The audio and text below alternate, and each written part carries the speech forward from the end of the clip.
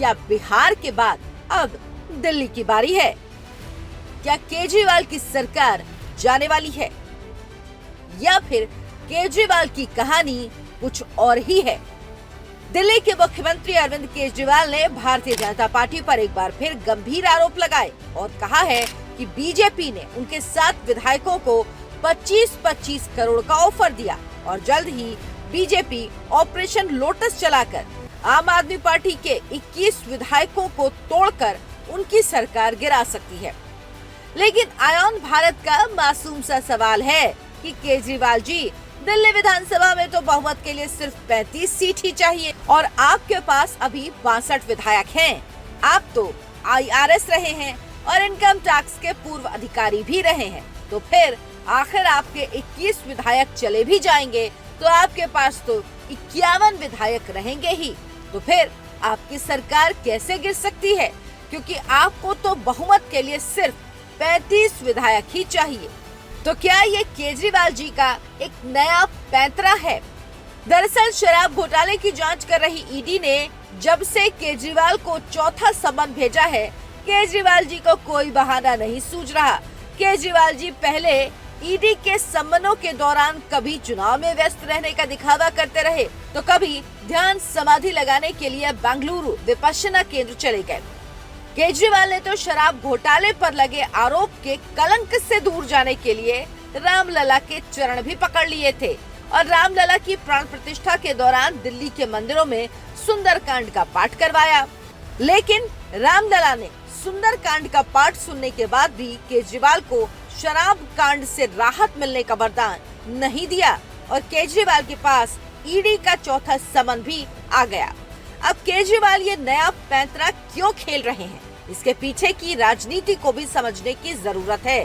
केजरीवाल शुरू से ही India alliance और खासकर कांग्रेस पर आरोप लगाते रहे हैं कि वो केजरीवाल की मदद नहीं कर रही।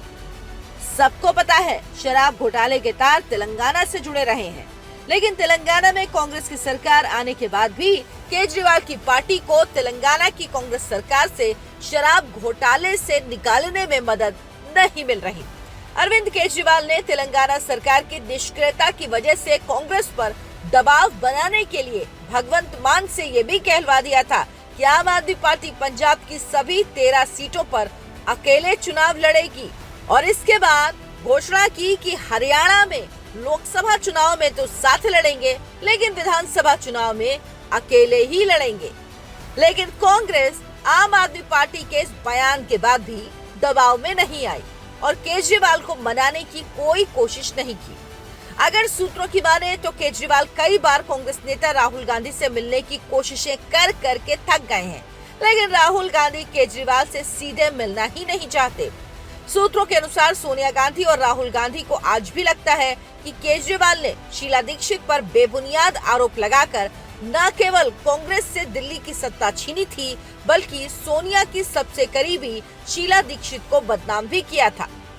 हालांकि जब इंडिया अलायंस बन रहा था तो केजरीवाल उसमें धूम धड़ाके के साथ इस उम्मीद पर शामिल हुए थे कि कांग्रेस केजरीवाल की पार्टी के साथ खड़ी होकर शराब घोटाले को राजनीति से प्रेरित बताएगी और मनीष सिसोदिया को जेल भेजने के खिलाफ मिलकर आंदोलन करेगी।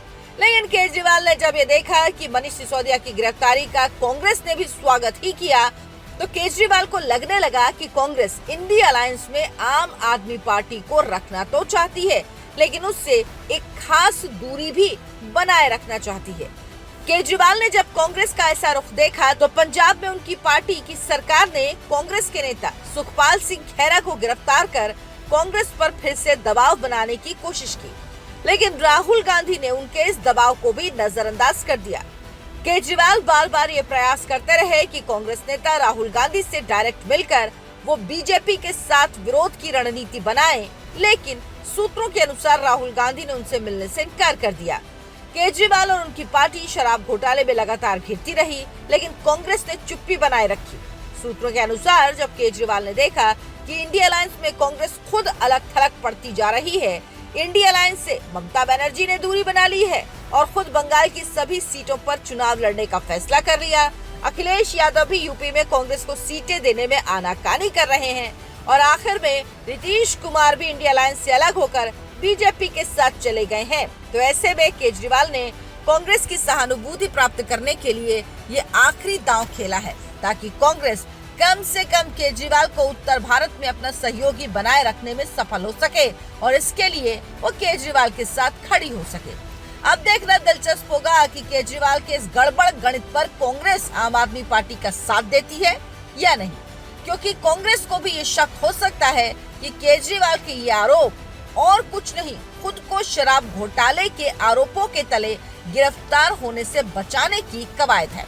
क्योंकि अगर मान भी लिया जाए कि आम आदमी पार्टी के 21 विधायक बीजेपी के साथ जाने को तैयार हैं, तो भी केजरीवाल की सरकार तो 51 विधायकों के साथ सुपर सुरक्षित ही है। अगर आपको हमारा ये विश्लेषण पसंद आया हो तो हमारे इस वीडियो को लाइक जरूर करें। खबर फिट है कि फिलॉसफी पर चलने वाले आपके अपने चैनल आयोन भारत को सब्सक्राइब भी कर लें, क्योंकि सिर्फ आयोन भारत पर ही आपको खबरों की फिटनेस के साथ साथ उसकी सच्चाई का भी पता चलेगा। धन्यवाद।